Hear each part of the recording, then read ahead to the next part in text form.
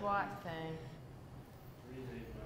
Did you read your part of that intro? You might want to take it. So I need to move out of the way? Is that what it is? The one at the top of the sheet. It's always, it's every now and then we'll get somebody who comes out like 2-2. It's always funny, then they try to hide. 1 2 3 1 2 3 1 2 1 2 1 2 5. Duck down quick. Right. Well, hello. 1 2 3 4 5. 1 2 3 4 5 6 7 8 9 10. I didn't get to go to a wedding because we're in ratings. Gil Facebooked it live. Aw, that's sweet. Isn't that sweet? That is It was nice. so cute. Wayne.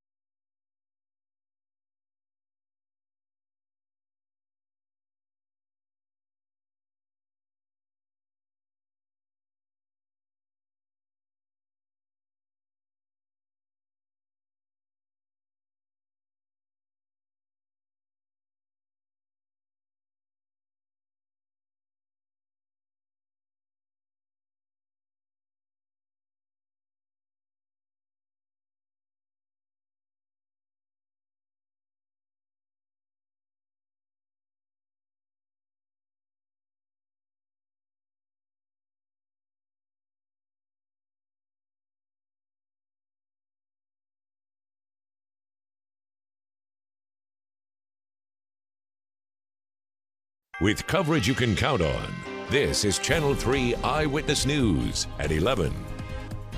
Good evening. Thank you for joining us. I'm Greg Glover. And I'm Cindy Sexton. A Washington Post report says President Donald Trump revealed highly classified intelligence information to Russian officials during a meeting at the White House last week. The Post report alleges Trump revealed highly classified information about Islamic State militants to the Russian foreign minister and Russia's ambassador to the U.S.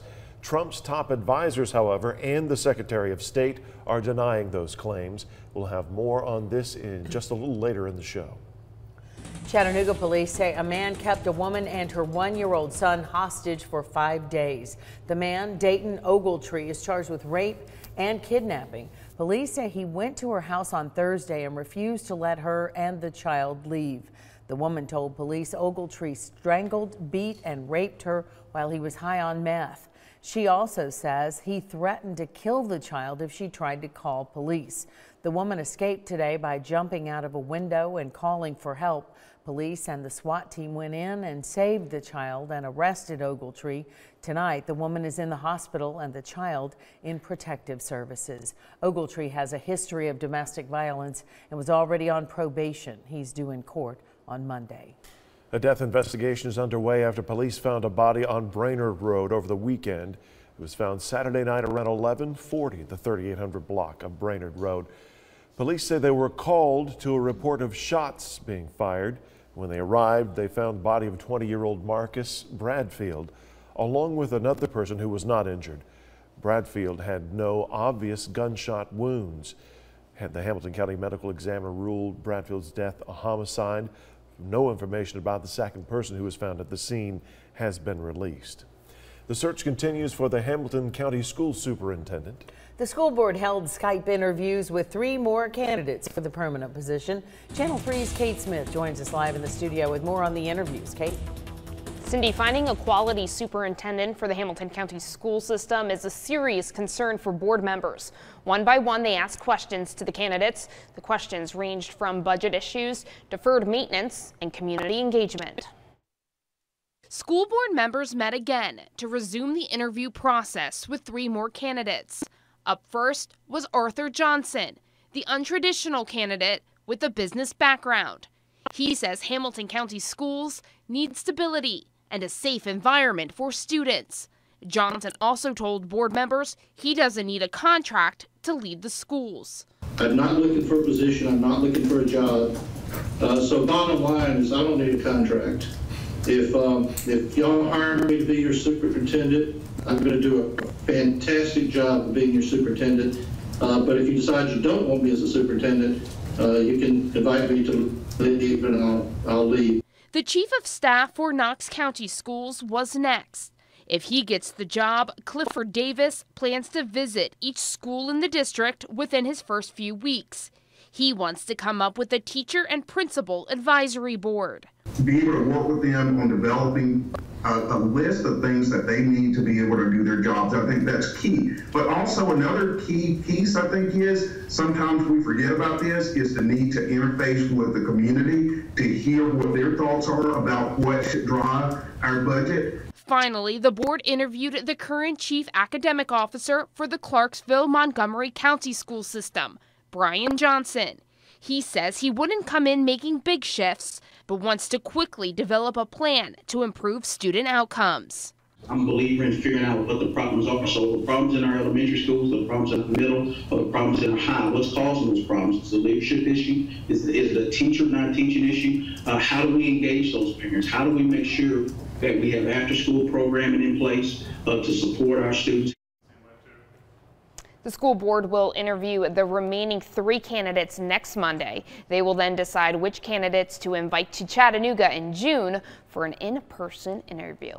For now, I'm live in the studio. Kate Smith, Channel 3 Eyewitness News. Kate, thank you. A Georgia parole board has denied clemency for an inmate convicted of a stabbing death. J.W. Ledford Jr. stabbed and killed his neighbor Harry Johnson in Murray County in 1992. Ledford was sentenced to death for the murder, but 2 days ago told the judge the lethal injection would cause him great pain. His lawyer says the drug won't work properly because of Ledford's previous medication history.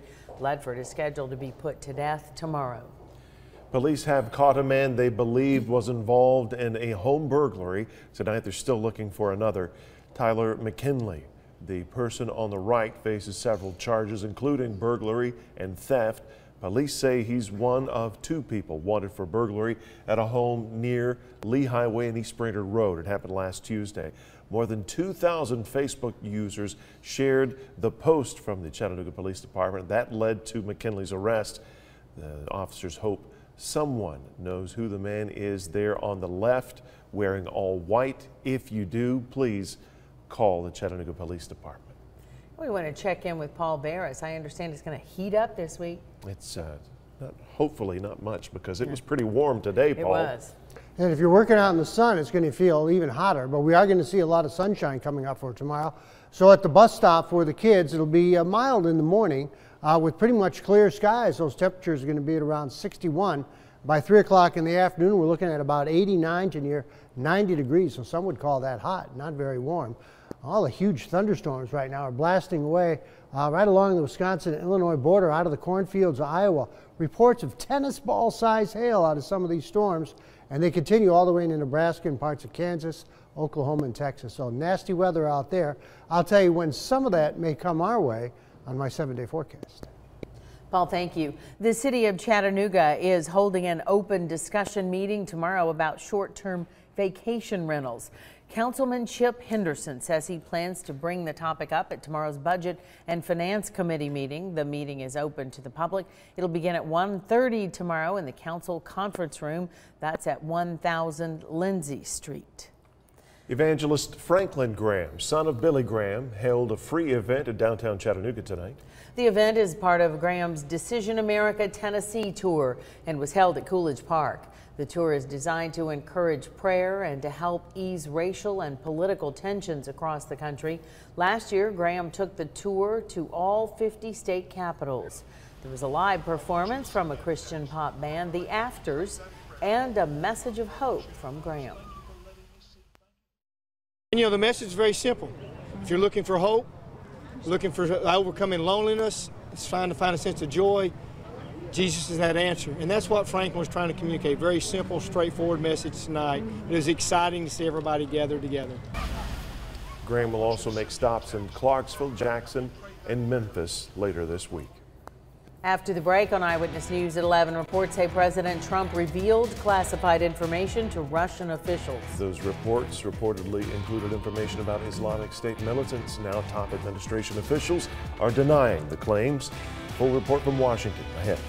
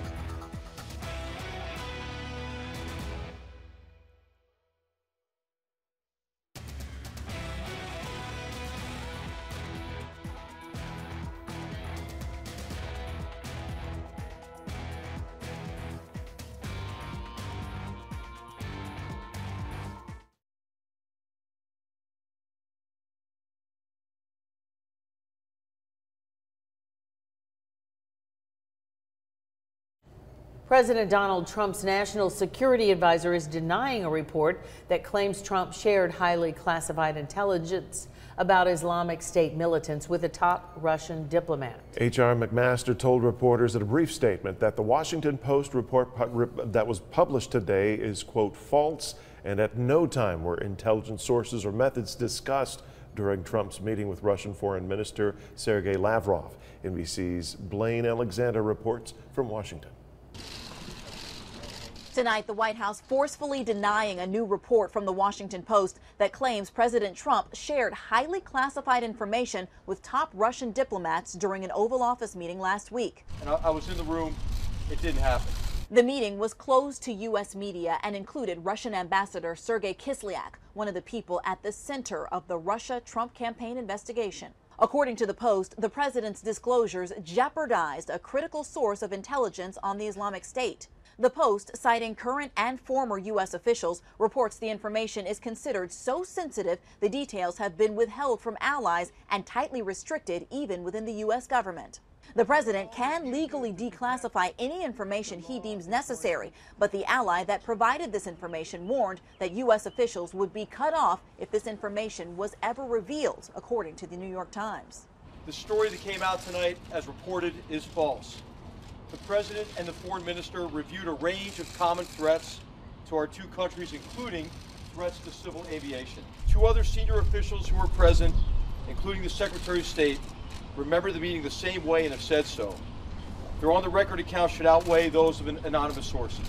Tonight on Capitol Hill, concern from both sides. It's disturbing, and let's find out what the details are, whether it actually happened or not. We just have an initial report. In a statement, top Senate Democrat Chuck Schumer demanded an explanation from the president. And despite strong White House pushback, the Washington Post is standing by its story and says that it withheld other information at the request of government officials who warned that releasing it could be too damaging. Blaine Alexander, NBC News, the White House. Coming up on Eyewitness News at 11, how do you keep from falling victim to an Amazon Marketplace scam? Be on the lookout for beginner sellers who have tons of items for sale. Greg has more tips after the break in our 3 on Your Side report.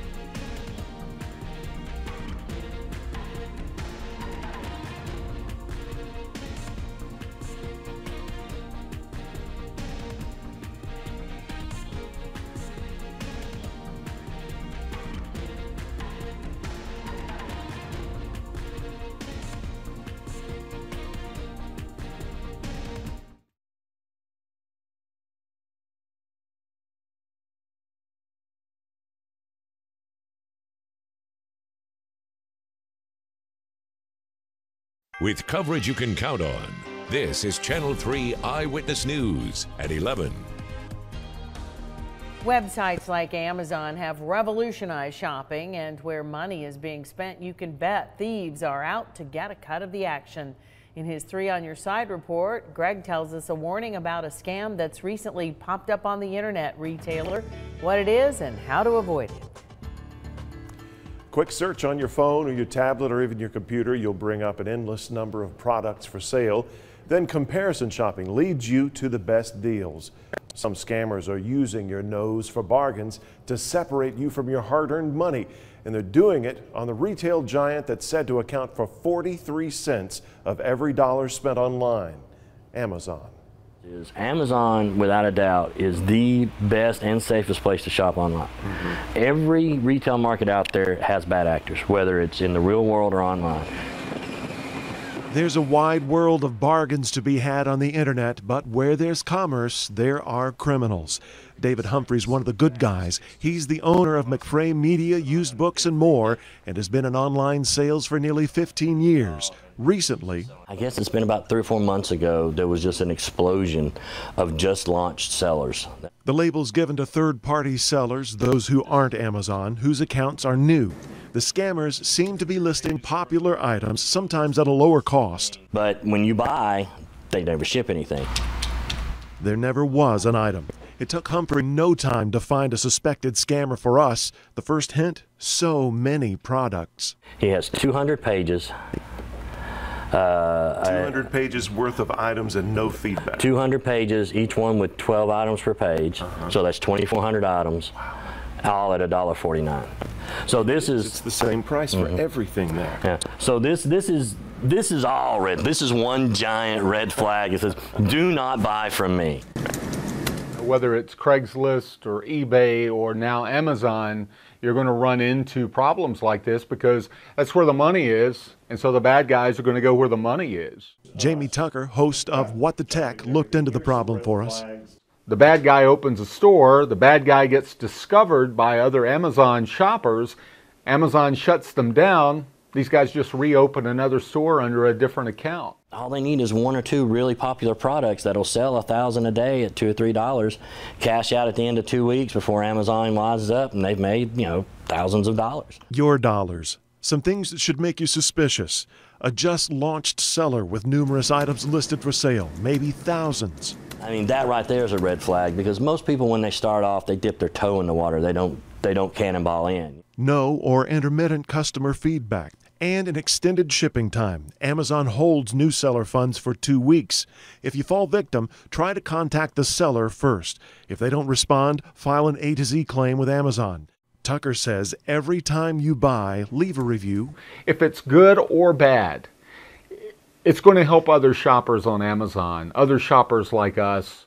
The vast majority, I mean 99% of third-party sellers on Amazon are honest, hard-working people, and they will do whatever they have to do to make it right for you.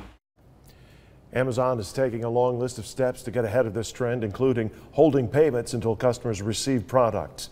Amazon's A to Z guarantee offers a full refund if a third party doesn't hold up their end of the bargain. The company tells us in a statement it has zero tolerance for fraud.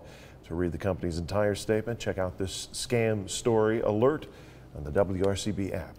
And another scam to note, Dunlap police are asking everyone to check their cash closely. They tell us there have been several reports of counterfeit money being passed around at local businesses. The bills are mostly 20s, but there has also been a $10 bill. You can tell they're counterfeit by the blurred print and the texture of the bills. Let's head back over to the Storm Alert Center. Paul Bear standing by for a more complete look at the forecast. Hey, Paul. I got a hot day coming up for tomorrow, and it looks like most of this week's going to be pretty hot. Humidity by the end of the week will really start to increase, and by the end of the week also may get some isolated, widely scattered thunderstorms, but the best chance is going to be coming in on Sunday and Monday for showers and storms.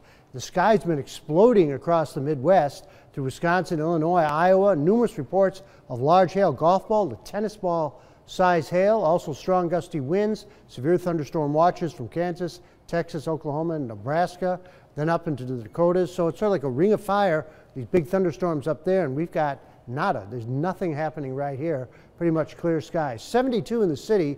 Right now, it's 66 in Dayton, also in Cleveland, 63 Athens, 64 Dalton, and it looks like Murphy's at 61. Well, Altamont's pretty warm. It's 68, again with calm winds, 88, 57, the high and the low, and we're about 4.8 inches above normal in rain.